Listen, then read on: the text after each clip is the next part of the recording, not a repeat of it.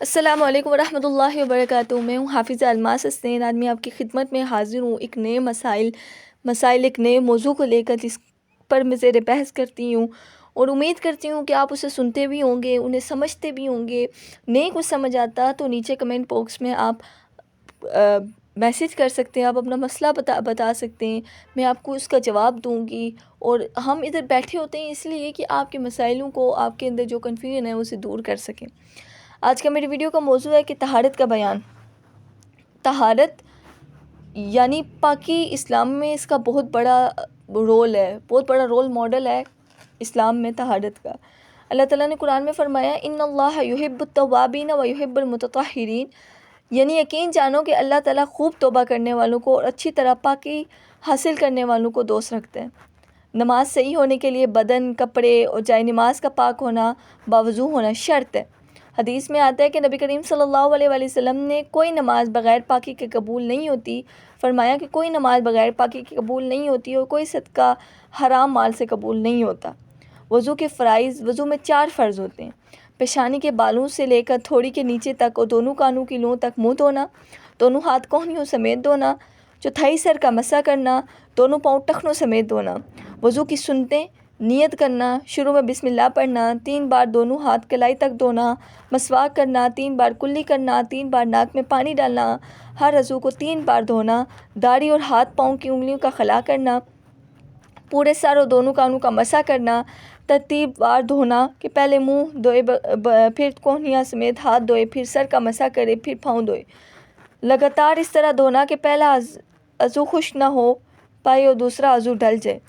اعضاء کو ملنا، انگوٹھی یا چوڑیاں پہنی ہو تو ان کو حرکت دینا تاکہ ان تک پانی بآسانی پہنچ سکے۔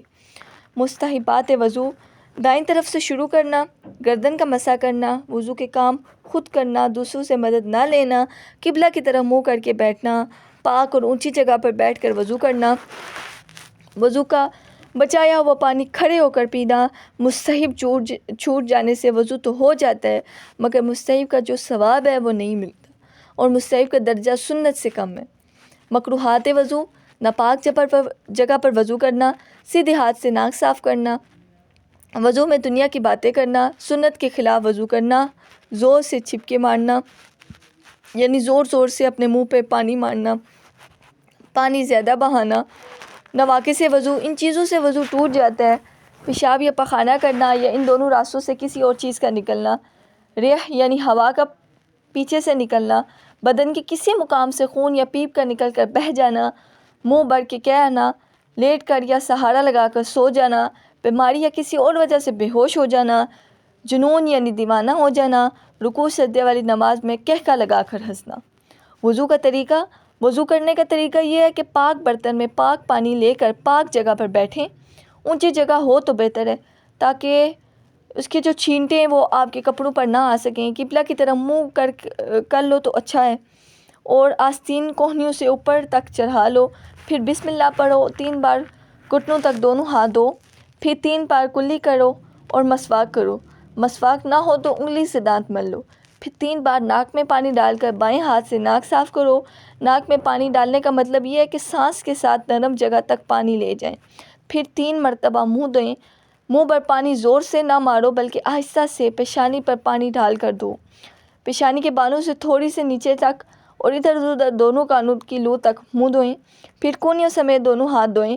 پہلے دائنا ہاتھ 3 بار، پھر بائیں ہاتھ 3 بار دھوئیں، پھر دونوں ہاتھ پانیوں سے تر کر کے یعنی بھگو کر سر کا مسح کرو، پھر کانوں کا مسح کرو، پھر گردن کا مسح کرو۔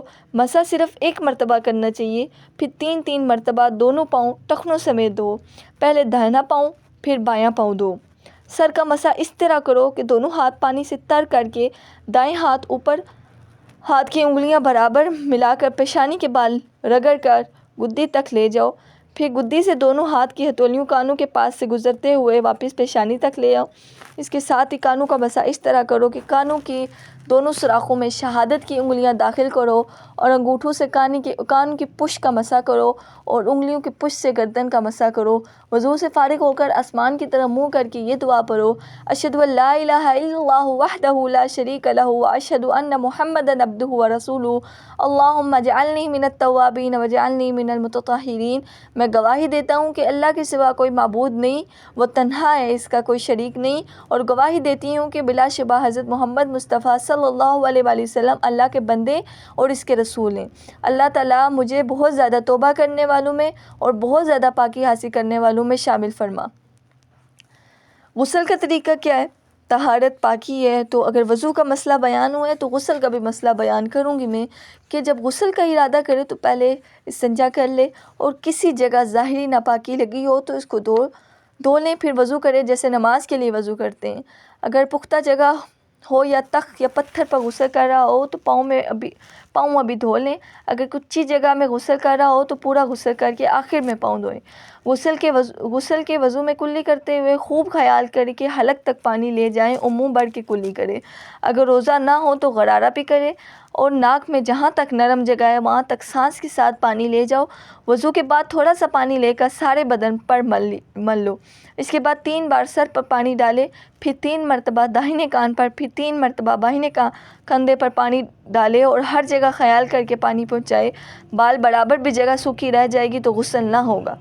مسئلہ اگر غسل کے بعد معلوم ہو گیا فلاں جگہ سوکھی رہ گئی ہے تو خاص اسی جگہ کو دھو لے، پھر سے پورا غسل دہرانے کی ضرورت نہیں۔ فرائض غسل کے فرائض 3 ہیں۔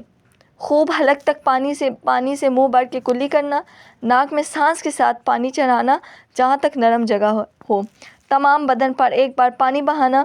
غسل کی سنتیں یہ ہیں کہ غسل کی نیت کرنا، اول ظاہر ناپاکی دور کرنا اور استنجا کرنا، پھر وضو کرنا، بدن کو ملنا، سارے بدن پر 3 بار پانی بہانا۔